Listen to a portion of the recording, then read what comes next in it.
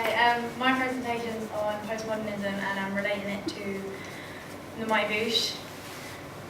What is postmodernism?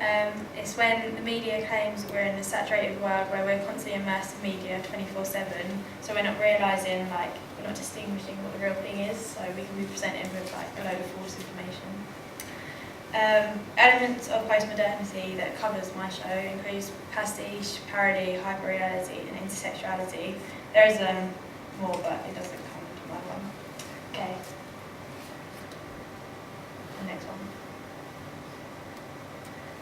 Just some keywords that are used in mine is bricolage, when it's mixing up different genres and styles.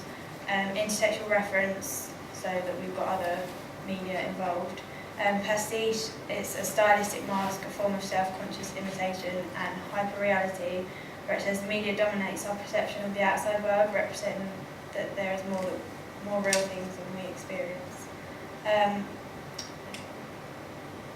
Okay, just some institutional information about the Mighty Boosh.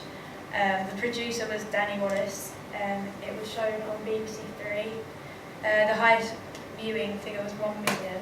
That was on Series 3, Episode 1, and it ran from 2003 to 2007. Stays on that.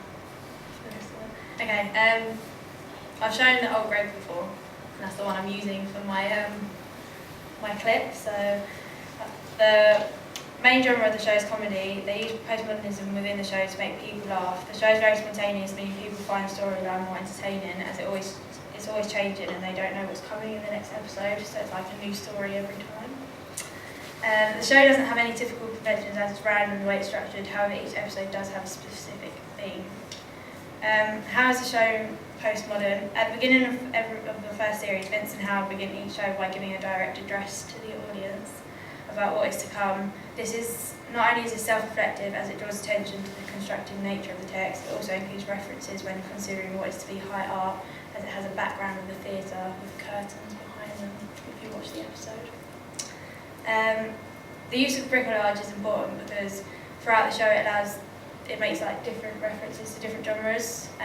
It's got one reference from a music video called The Tronda Rap, I don't know if anyone's seen it, and the fantasy Welcome to the Mirror World, and the romantic comedy, not to mention the cartoon used throughout later episodes. The mixing of the genres is typically postmodern. The Mighty Boosh tends to blur the boundaries between genres rather than the use of bricolage in the traditional sense, much like 24-Hour Party People, which is another show. Shares genre characteristics with that of a documentary and a drama, so it mixes different ones together. The Mighty Boosh can be classed as comedy, musical, fantasy, science fiction, and many more, because each episode they contain loads of different genres to fit the storyline. Like the one I showed, it had the science fiction where the craft came from the background, and that's all I've done.